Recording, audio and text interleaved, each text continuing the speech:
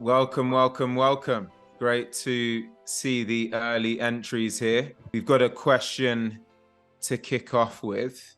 Wonderful. So let's get this started as everyone just starts to warm their way into the room.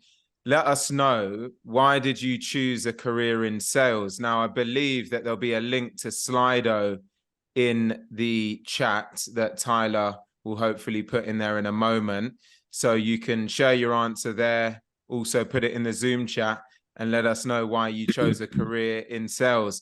Just as we get some answers warmed up, let's get the short version of that answer. Let's start with you, Ollie. Why did you start? My first thought was, why have you put choose on there? I'm not sure anyone chooses a career in sales. I think we all fell into it. I did a graphic design degree, as you do, and then I went for a job in graphic design, and then I couldn't use a computer because it was the wrong era. Then I went into a marketing job that was door-to-door sales, and I had to stop that because I hurdled someone's front wall and broke my ankle. And then I went into recruitment, and then the next career path from there was into sales. So I fell into it, literally fell into it. And it wasn't a choice. It was where I ended up, but I absolutely love it. And I'm glad I did it. Love it. Tony? I'd have to say something similar. The word choice is a funny one. I got tricked. I think that's the way that I would describe it. So I had a business degree. I interviewed for a bunch of jobs. I liked one. I only got one offer, and it was called a market development representative, which apparently, for those of you that don't know, means cold calling strangers to get them to evaluate buying software. And so turned out to be a blessing in disguise. Very nice. Very nice. I was probably a bit biased with the question because I actually did choose a career in sales after studying law. Something compelled me to want to be a BDR in the printer and copier game. And here we are 12 years later on this event with two very special guests. So on that note, let's work our way into the agenda. First and foremost, just some quick housekeeping. The session's recorded, as you can see.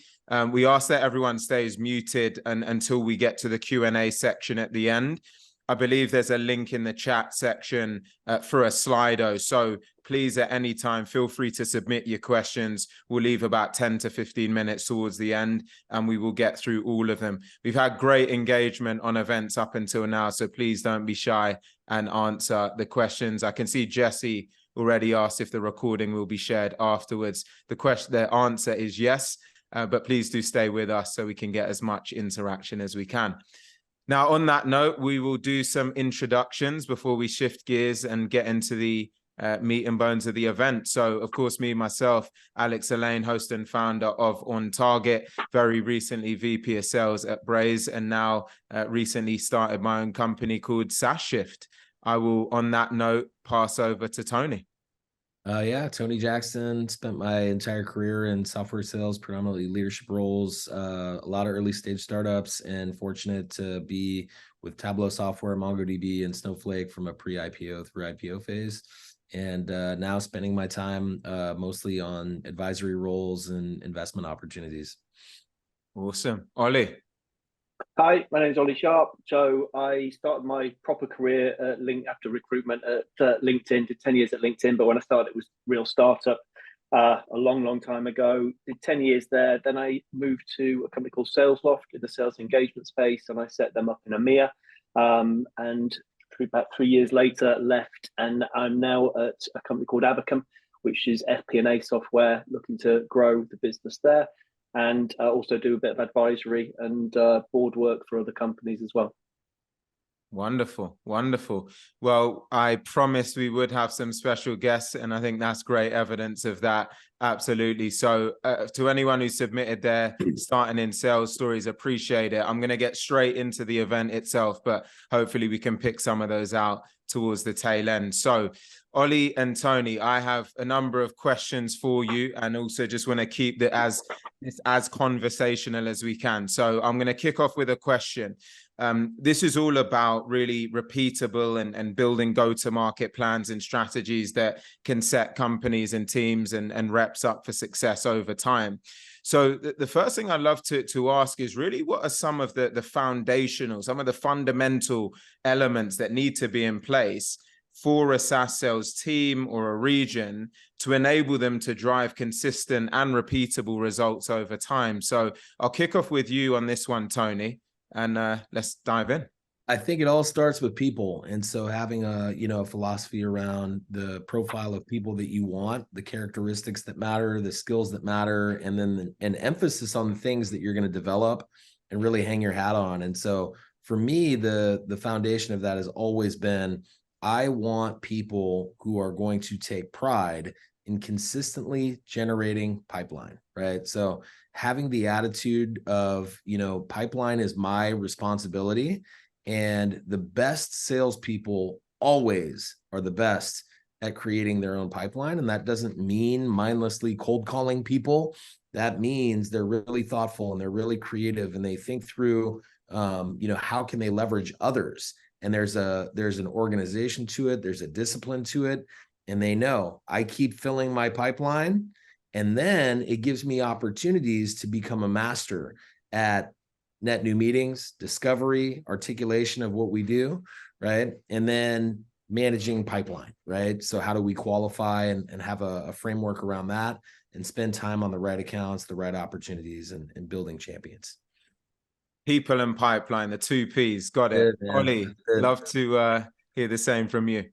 Yeah, I completely agree with Tony. And I think it depends on the stage. I think that there's the bits that I was thinking more about was, obviously the people, but the technology, having the technology in place, because the more you give it just to humans, the more random it becomes and people want to do their own thing. So having the right technology in place, whether it's a sales engagement tool, using the CRM properly, and whether it's Vidyard or whatever you want to use, but also defining the processes and the narrative, I think are very important. And in the time I was helping other companies between 2 jobs, what I found was that particularly in the startup world, there wasn't much consistency about how companies spoke about their product and what they do. So if you want to be consistent and predictable, teaching people how to talk about the product and the actual outcomes it impacts rather than just what the technology is and the use case, and putting the right processes in place. And it's just back to the basics. It's the people, the processes, the narrative, and the technology. But the basic, all of those give you the foundations to be predictable and consistent, I believe. Just on that, Ollie, I'd love to know how much burden you put on, say, a marketing team versus actually your sales team's ability to understand the messaging and articulate it, because there's really 2 halves to that, right? Marketing or other supportive teams control or aid with the message to the market. And then you've got actually the articulation of that message to the prospects. And so how do you think about those 2 pillars? I think it's marketing's job to get the message out there. And I think it's down to individuals wherever they sit in the business to define the narrative. And at LinkedIn, I defined the narrative for a part of the business, and I ended up rolling it out globally. And I was from sales, so I don't think it's really anyone's job to do specifically to say you own building the narrative. It's just something that I enjoy doing, and I think is important. And I've seen the impact of if you can actually teach your salespeople to talk about it in a defined way, then it has a big impact. But I think, and marketing can get involved, it's just whoever is there, and a lot of time you have the product marketing people as well, but it's their job to get the message out. It's normally my job or the sales team's job to make sure we're talking about it in the right way. I completely with you.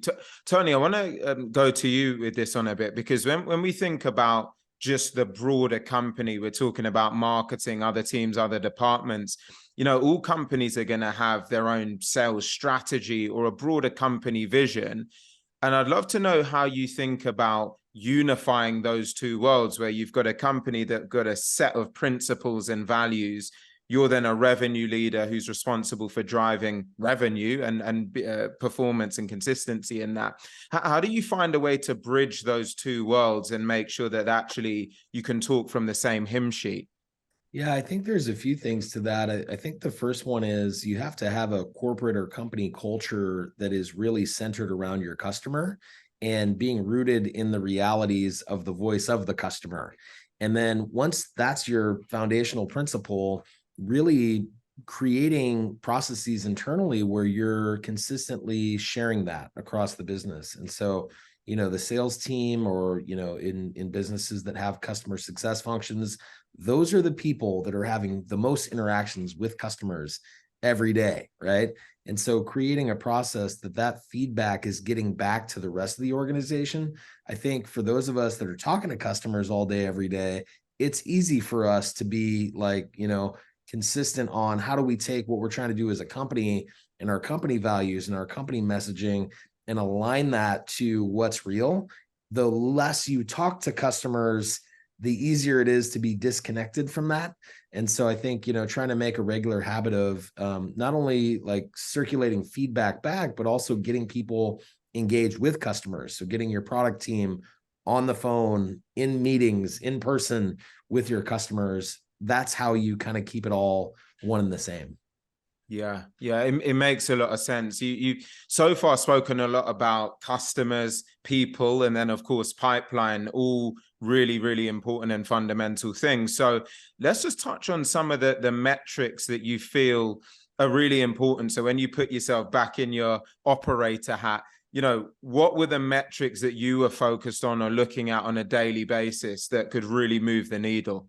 Yeah, the ones that really mattered the most to me were, net new opportunities created, and then looking at weighted pipeline. And the reason why I start with those two is those are the metrics that ultimately matter and are the leading indicators for how much revenue you're going to bring in.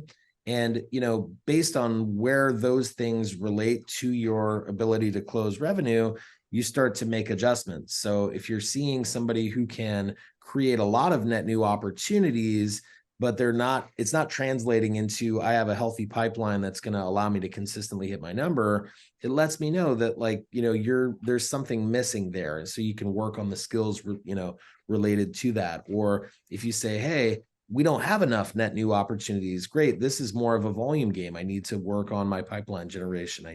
I just need more. I can convert really well, and I can convert, large deals, but I don't have enough of them.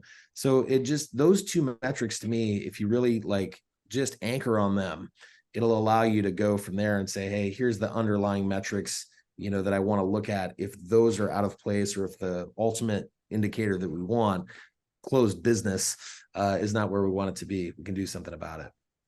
Nice. Ollie, I'd love to ask you the same. What are the metrics that you're predominantly focused on? Tony's right. I think that depending on your level, and I think that if you're, it should sort of come down like a pyramid, if you like, that when you're at the top, if you're looking at leading indicators and a lagging indicator, to me, I always try to look for 2 leading and 1 lagging, because I think that the lagging is your results and your 2 leading. And like Tony said, he's gone for 1 at the beginning of pipeline and mid pipeline weighted and pipeline generation. And I think that's completely right. And I think that when I was at Salesloft, managing the SDR leader and the AE leader and the account manager leader and then the customer success leader, I always look for that same structure within each of them. So with the SDR leader, I'm looking at day 1 cadences plus pipe gen, etc. And then for an AE, I'm looking for very much like what Tony said. So I try to build a structured framework that I look for 2 leading and 1 lagging, and that's how I measure them. And with the leading, if it's step 1 cadences, if they're not hitting it, then you look further. Is it number of calls? Building it sort of backwards sort of thing. Pipeline opportunities created, you build it backwards. So just building it like that, of having 2 leading, 1 lagging, that's the structure I always go for. And then I would expect my SDR manager to manage their team exactly the same as that. Look for the leading indicators. And if you're not finding you're hitting those, then you dig deeper into more KPIs. Yeah, it's fascinating as a topic, because I was actually speaking to a revenue leader yesterday. And one of the things we were talking about was this difference between being an inspirational leader versus a highly data-driven analytical leader, right? And just the nuance between those 2 types of personas. And something that was just going through my head as you were talking through that, Ollie, is especially in a scenario where you're running a region, hiring other leaders, for example, to work with you and as a part of your team. How do you think about that balance between being that inspirational empowerment style of leader versus also that need to be able to look at the data, do the analysis, and sometimes lead with data? Just love to get your perspective on whether you feel often it's one versus the other, or if there's a way to bridge those worlds. 100%. I think there is definitely a bridge. There's a really good podcast that John McMahon did with Luca Lazaron, who was the CRO of Sprinkler, I think. And he talks about inspiring others to be either committed or compliant. And there's a big difference. When you're managing others, if you're saying you need to do 100 calls, you need to create this many opportunities, etc., that's to be compliant, to tick a box to say, yes, I'm doing the activity. If you're saying, okay, we're going to get this business to 5 million, and we know that to be efficient, each person, if they're doing 100 calls, if they're doing this, we will get to 5 million. And that's when you're actually getting them to commit to a purpose. So I believe there is a complete balance where you can actually use the data-driven, but get them going towards a sort of the purpose, the end goal that you can build. Because really, all the activity is a recipe for success. It's not a way for me to manage you with a stick. And if you can link those two together, I think it helps you inspire a team to reach that common goal. That's a great way of bridging this together. And Tony, I'm about to ask you the same because you were smiling. So I want to get your perspective. But something I just want to add to what Ollie was sharing there is, I think the more proximity you can have with your team to really understand their why, their personal and their professional goals, I think that can be a really useful thing to also aid with this committed piece, because, you know, I see our role as leaders to aid people on that journey to getting towards their personal and professional goals. And that's unique and different to each individual. So the more proximity you have with that, and then you can share a company vision, a mission, or a set of data that says, if you go through these things, it helps to take us on this journey as a company, but it also accelerates your own journey to your personal and professional outcomes. That's a really powerful way to be able to take a message to your team and encourage them to actually go out there and outperform themselves each day. So I just wanted to add to that. Tony, love to get your perspective on this as well. You almost said it exactly the way I would say it, which is really about like genuine authenticity. And the way that I've always viewed, you know, corporate America is that companies serve as vehicles to help people accomplish outcomes, right? And so if you think about the world that way, in the role of, you know, a revenue leader, you are looking for people who have goals that you can create opportunities that align such that, you know, if they do the things that you know need to be done in order for the company to achieve success, it will help them achieve the goals that they have individually. And the most important part of that is you have to genuinely care, right? And if that's your basis, you combine that with, you know, the data-driven approach to, we understand, and through my experiences and the experiences of others, if you follow this path, you will be successful. That's a beautiful place. That's harmony right there. I love it. I love it. I want to pivot slightly here and stick with you, Tony, on this one. First of all, is just to understand some of the habits and the routines that you've observed in top performing sales reps that have made their performance more consistent and predictable, especially because you have such a big focus on people. I'd love to, hear that from you. Yeah, I think Ollie said the right word from, you know, John McMahon, who was a mentor to me, committed. I think that's what it is. When people who are intentional about their success and are not going to accept failure as an option, they show discipline, right? Every day they wake up with a purpose, with a plan, and they execute it. And that means the days that they don't feel like it, they still do it, right? And I think that's actually the most important part. So being organized, coming to the table and saying, hey, I have a game plan every single day about what I need to do to create new pipeline, manage my existing pipeline, take care of my existing customers, you know, that type of organization and thoughtfulness with, you know, metric oriented goals. Those are the people that will have success consistently over a long period of time. And on that, Tony, you know, we hear this term discipline, and I'm completely with you around just how important it is. But sometimes I find that, for some people, they don't know, is this something that they are born with? Can you really cultivate discipline? Can you cultivate some of that hunger, drive, tenacity, some of these other things that we attribute with successful salespeople often? You know, do you feel that people can cultivate these types of things? And if so, any ways they can go about that? I think so, but I think it has to come from the person, right? I don't know necessarily, you know, and candidly, I just don't want to be in the business of trying to make other people become disciplined, right? So there are plenty of people that have, you know, the motivation and the grit and the, you know, eagerness to learn and the eagerness to win, that I'm always going to choose to surround myself with those people. And, you know, for me, from a hiring perspective, I've always thought, hey, I bet on characteristics on people, right? Their talent, candidly. And what culture do they add to my team? Those are more important components than experience to me personally, because I know if they're willing to learn and they're willing to put in the work and they're intelligent and they've got all that, I can teach them the rest, right? And I can lead them in the right way. So I do think that people go through different chapters in their life, and, you know, they change or different circumstances pop up, that they can become more focused, more goal oriented, more disciplined, all of those things. But I don't know that I want to be the person to have to, you know, crack the whip and try to get people to work or want it, right? I like that answer. I like that answer a lot.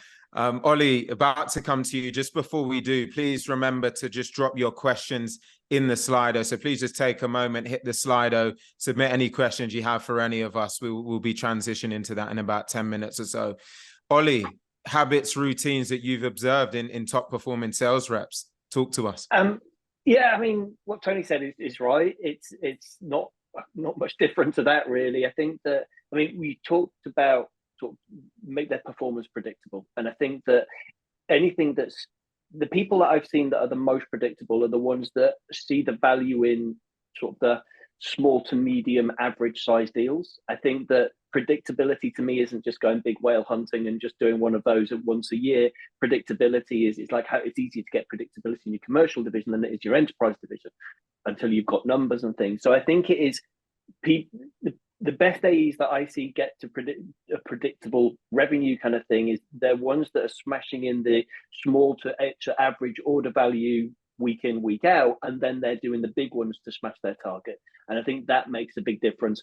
Also, the ones that understand where to concentrate their time, because a lot of, I think a common mistake with AEs is, oh, I've got 5 deals that can close, all my time has to go there, and they're all going to close this month. And then at the end of the month, they're like, I've got no pipeline. The best ones to me know that their things coming to an end and they've got to keep filling up their pipeline. So know where to spend their time and their efforts. And also, I mean, we've had McMahon come up a couple of times, qualify well.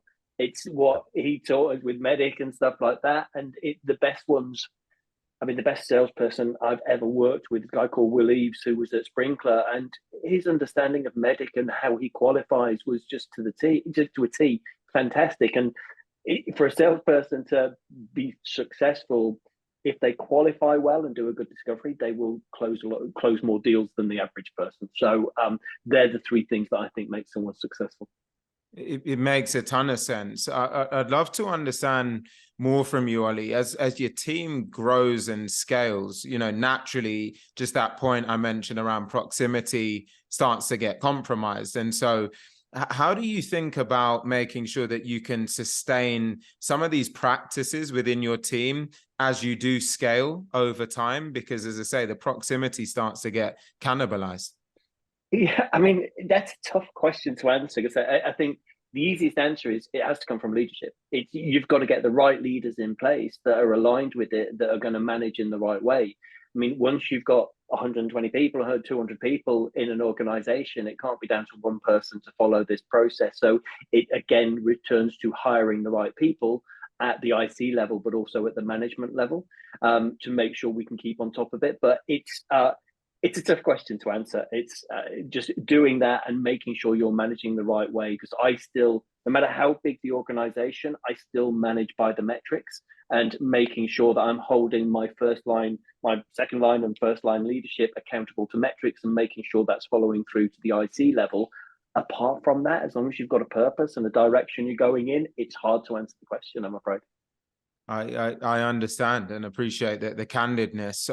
Just one other thing I'd love to get from you is just thinking about operationally some of the core practices. So when you just think about your week or the way that you encourage your team to spend their week, what are some of the operational practices that have really underpinned your continual success as a SaaS sales leader?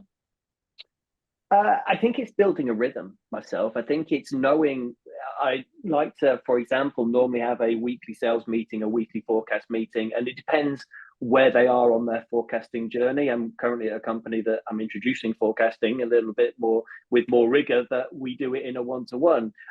In the past, when we get everyone to a level, we do it as a team. So I think it's making sure that, I mean, first of all, I never want a meeting unless there's a reason for a meeting. I don't want to have a meeting for the sake of it where I'm sat there thinking, what should I put in that meeting? So I will cancel them if I don't need them. But one-to-one every week, forecast every week, weekly meeting every week. One thing that I'm trying to get with my team as well is for them to meet without me once a week, because I think that now that we're remote, they can't sit in an office and look over their shoulder and say something. So I want them to have a meeting, not my agenda, their agenda, what they want to talk about, and then come back to me with stuff that they need.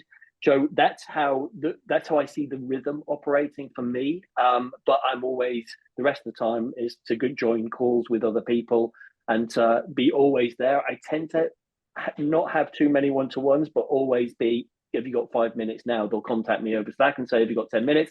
It's always yes, and help them on deals. And also it's getting the flow going. So on a forecast call, you're highlighting the deals that are big wins, or the bigger deals, the sort of the best case deals that if you do a deal review, it's going to be more beneficial.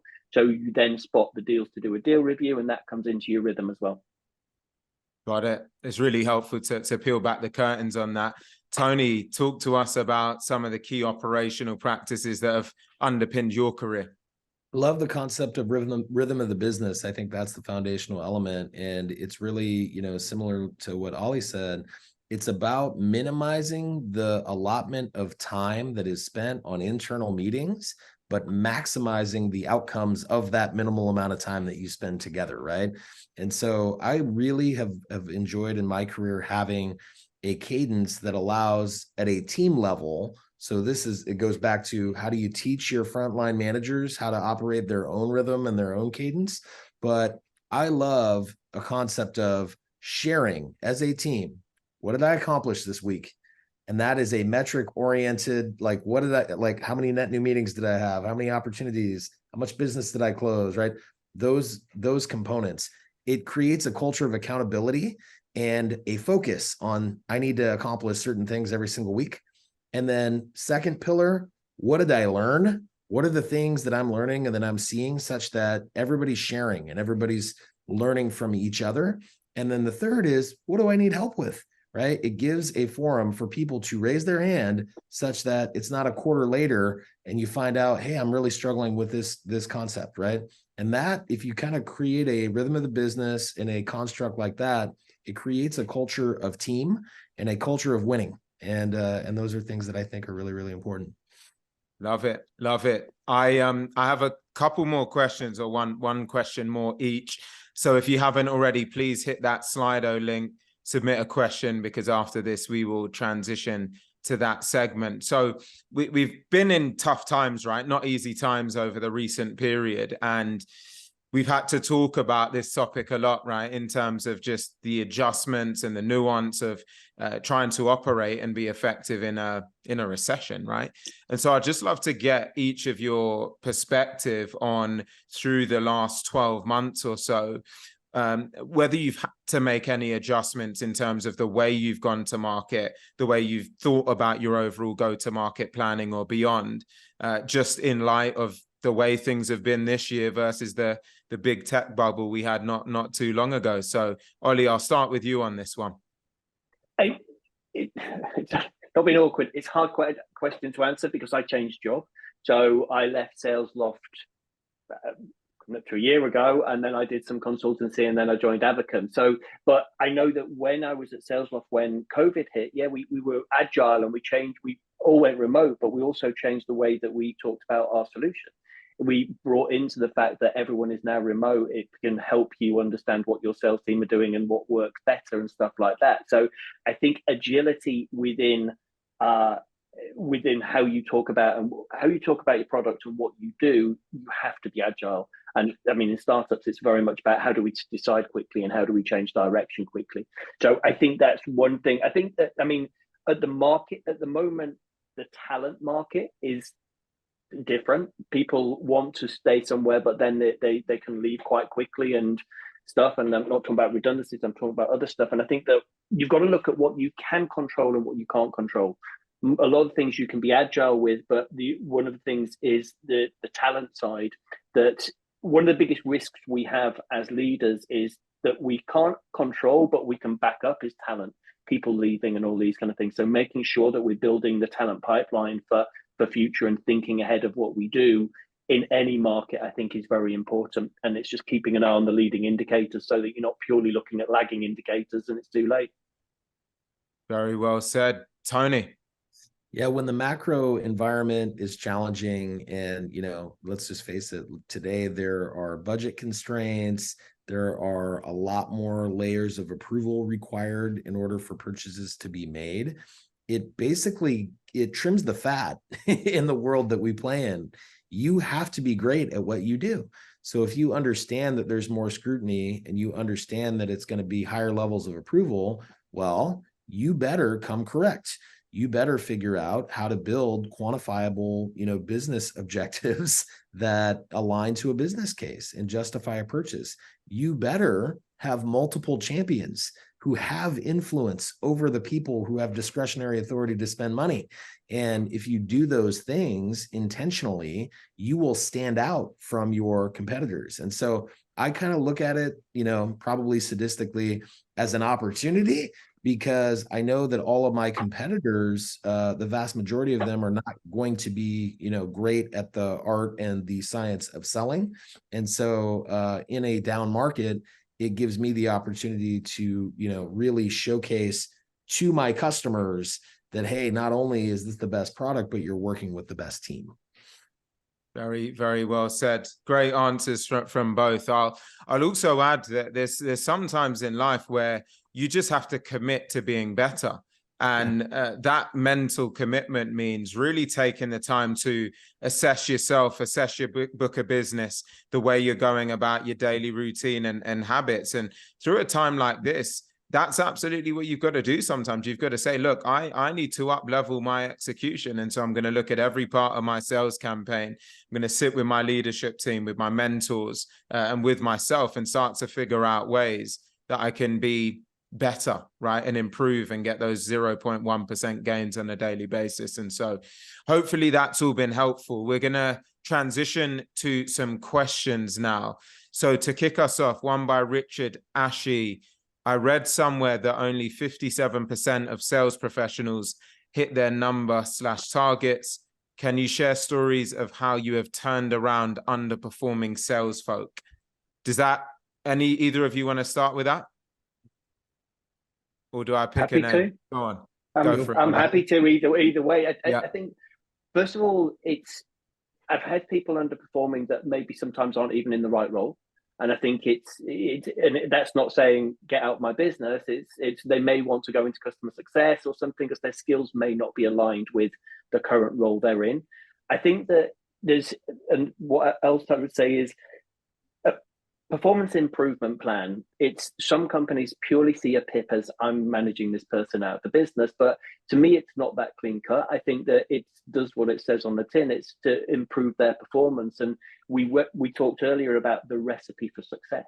And really, I think that if someone is underperforming, your decision as a leader is to go, okay, are they right for the role? Can they be successful? Because I'm going to give them the recipe to do it, and I'm going to work with them to do it. And if they can't, at least we've tried. And by the end of that process, they'll probably go, it's not for me, but you're giving them the recipe. And so there's a lot of people that I've put onto PIPs, but for the positive reason, because let's go back to basics. Let's track these kind of things. And then at the end of it, we know that you can do this job. And that's what's happened. So a lot of the time to me, it's just go back to basics and take them back to basics.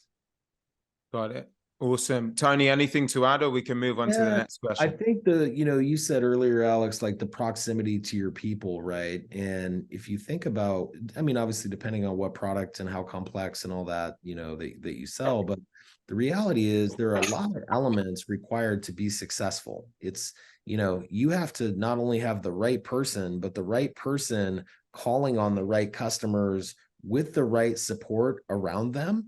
And the reality is very few people are elite at every single component required in order to be successful. And so you have to be thoughtful about, are they doing the inputs that they're supposed to be doing? And then how do I, as a leader, ensure that I can complement maybe some of their weaknesses, or, and that may be from you as the manager. It may be from, hey, I have a technical pre-sales person that I pair with this person and I've got the right alignment of that person. I might need to pair this person with a really strong SDR who can complement in these ways, right? And so you start thinking about, how do I create a team that can allow this person to be successful? Yeah. Great pieces there. I would also add, I've been in this same scenario more than once, and sometimes what I've observed is that you're walking a bit into the wild west, right? All reps have a different perspective on what excellence actually is. And by just really focusing on the fundamentals, right? A clear plan that helps people understand, how do I generate pipeline? How do I operate day to day? And how do I run a deal cycle? And just keeping it really simple and creating groundswell around that. It's incredible how you can actually get an underperforming team to start to become more effective, because it's no longer 6 different people with 6 different points of view around how to execute, but you create much more momentum and groundswell around a unified way of going to market.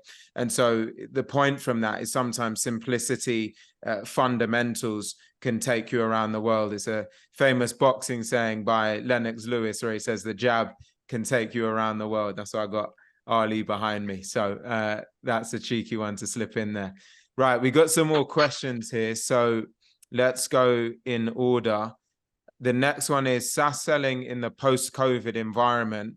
What's working better for individual contributors who are closing revenue, Zoom/virtual, or seeking in-person customer interaction? Either of you want to kick off with that one? I could take it. I think there's a real opportunity to maximize both, right? So figure out, Zoom allows you to be more efficient. You can get more volume. In person allows you to truly build champions and get to, do discovery that you wouldn't otherwise get to do. It allows you to differentiate yourself. You're not just another face on Zoom, you're a human being. And, very quickly, I think you've got to find ways to get in person with your customers.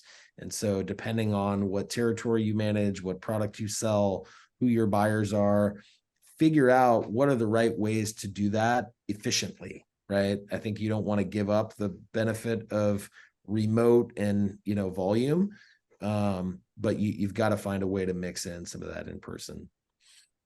Nice. Ollie, anything you'd add? Not really. I mean, I think Tony said it. I mean, the only thing I would say is I think that using Zoom to qualify and then to make sure it's worth the travel, especially if in the US. I mean, in the UK, it's easy. I travel 20 minutes down the road and go see somebody. In the US, you go for a flight and stuff. And I think if you look back 5 years, how much time and money was spent by going to a meeting that wasn't going to lead to a deal and stuff like that, and it wasn't qualified properly. Now I think it gives us the opportunity to make sure that we're qualifying well before committing to the face-to-face. But I think that face-to-face are important because it does help us stand apart from our competitors. Yeah, hard to beat that human interaction. Next question is, how can I strike a balance between setting ambitious sales targets and ensuring that they are realistically achievable on a consistent basis? Should we stick with you here, Ollie, to kick off? Yeah, it's ambitious sales targets. I mean, most companies in the SaaS space go for a target of 4.5 to 5x your OTE. And that's the science of it. And if it's different to that, there's normally a reason behind it. I think that the way I think about it is that if you take a step back as to how that revenue is made up, So if I have a marketing team, I need 25% to 33% of revenues from the marketing team for each AE. And so if people are smashing their targets and they're on a 5x OTE, maybe the ratios of SDR to AE are wrong, or the number of pipeline coming is wrong, that you need more headcount. But it's hard to, I mean, you just got to set something, you've got to make sure it's achievable, because you've got to, I mean, 60% of sales teams should hit target, sort of thing, is what the data says. The question later on about 57%, which is true. And most companies set targets so that 60% of people hit target, which is fine, because we can't all be overachievers and stuff. But yeah, it's got to be just stretch them, but not too far. Got it. Tony, I'm going to move to the next question with you, which is, after landing a big deal, how do you evaluate what went right and build it into a repeatable process? Yeah, I think it's always important to learn. I think there's more emphasis often on learning from failures. There's less emphasis on what went right. And so I think, just the anatomy of the entire process, right? So how did we even get in touch with this person in the first place? Like, how did we get a meeting? And what was the message that was sent to get the meeting? And, through what medium and all that, and just like follow the entire, buying process all the way through. And, get your successful reps to share what's working all the time. Just have a process for that. That could be part of your weekly rhythm of the business, is like, hey, here's one success story from one rep. And as the manager, it's your job to see like who's actually doing great work. I think one of the challenges in our industry is people either cheer for or yell at the scoreboard.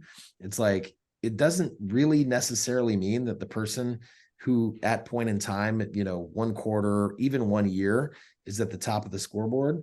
They might have just gotten lucky. Like, let's call it what it is. And conversely, somebody who's in the middle of the pack or towards the bottom, they might actually be doing all the right things, and it just hasn't, fallen their way.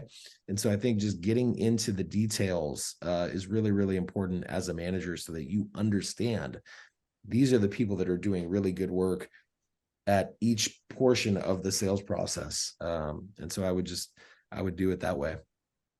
Love it. Love it. I'm going to ask one final question. There's a couple more we're not going to quite get to, unfortunately, but feel free to reach out separately and I'll see if I can provide some perspective. So the last one we'll do is from Brett, which is, what is one piece of advice you would give to your past self on how to run an accurate forecast? That might be your present self in the case of you, Ollie. But please share some wisdom. I think past self, whether I was an AE or a manager, I'm not sure which they mean by that. But I think that a lot of the time, I personally believe that if you use Medic properly, it takes your happy years out of the sales process. And I think that there's a salesperson should be part robot, part human, and have the empathy to go and build a relationship and trust, but part robot, which is actually the Medic side. And if you look at Andy White's book on Medic, there's a score sheet of how you actually score each letter. And having that as a process to go, right, have we got the metrics? Have we got the champion? Have we got what the personal win is of the champion, and all of these kind of things? And taking the happy years out, that's what I think drives a better forecast. That it's you're literally putting it through a computer to say, what's the score? Should we forecast it? This score is too low. You need to actually increase that score before you put it as forecast or worst case or anything like that. That's all I'd say. Awesome. Tony, anything you'd add before we wrap? Really, I would just say, early in my career, I kind of had like good instincts. So I could just like tell you if a deal was going to happen, and that was usually right. And so I was able to forecast my own deals. I think when I first transitioned into a frontline management role, it was a challenge for me, because I had happy years, right? Like, I was a little bit optimistic on the forecast, because I always believed like, oh, I could just make it happen, right? And, the further you are away from the customer, the less your capability is to do that. And so, MedPick was a big one for me, and, getting a lot more skepticism in deals, and, putting it through that lens just forces you to say, all right, we got all of our, T's crossed and our I's dotted. Love it. Love it. Well, look, Tony and Ollie, super grateful for both of your time. I hope that everyone who's been listening has found it valuable. We will get this recording sent out via the newsletter. So again, Tony, Ollie, thank you. Very grateful. And we look forward to seeing you all on the next one.